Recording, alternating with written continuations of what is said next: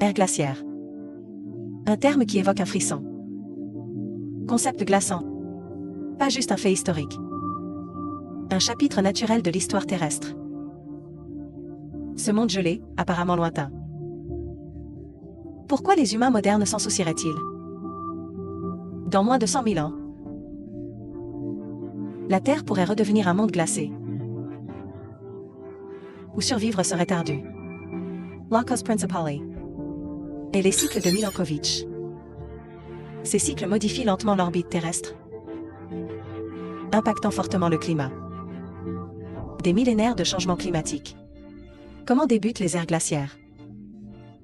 Les scientifiques savent que l'inclinaison et l'orbite terrestre influencent les températures globales. Au cours des 650 000 dernières années, l'orbite terrestre varie selon 3 facteurs, de manière cyclique. Les géologues ont validé cette théorie. Premier facteur.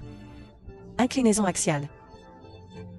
L'angle de l'axe terrestre lors de son orbite solaire détermine les saisons. L'inclinaison actuelle est de 23,5 degrés.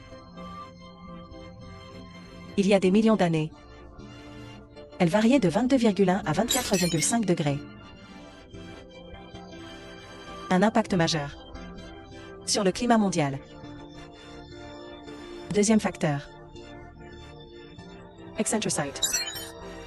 Le degré de déviation de l'orbite par rapport à un cercle parfait.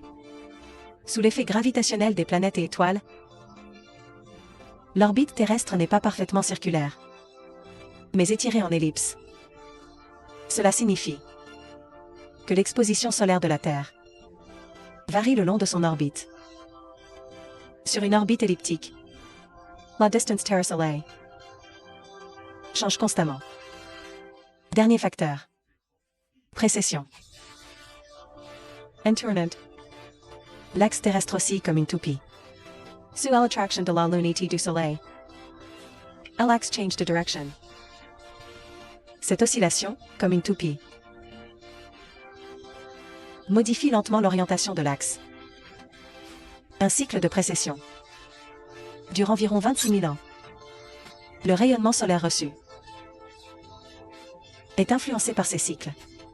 Les 3 cycles orbitox combinés entraînent des changements climatiques sur des dizaines de milliers d'années, mais n'expliquent pas le changement climatique récent. Avec l'inclinaison, l'excentricité et la précession, le climat terrestre peut être prévu pour des changements irréversibles à long terme. Dans environ 41 000 ans, la Terre pourrait connaître une nouvelle ère glaciaire. En théorie, les températures globales devraient baisser. Mais l'inverse se produit. La Terre se réchauffe à cause d'émissions croissantes de CO2, piégeant la chaleur dans l'atmosphère. Depuis 1970, les émissions mondiales de CO2 ont augmenté de près de 90%, devant atteindre 37 milliards de tonnes d'ici 2030. Cela déclenche des réactions en chaîne. Dans les régions nordiques rudes, des coléoptères d'Amérique du Nord et du Sud de l'Angleterre migrent vers de nouveaux habitats. Certains apparaissent en Afrique, même en Inde. De nombreuses espèces de coléoptères risquent l'extinction. Face au changement climatique, les espèces doivent s'adapter. Des milliers de générations vivront dans de nouvelles conditions, développant des mécanismes de survie transmis aux générations futures.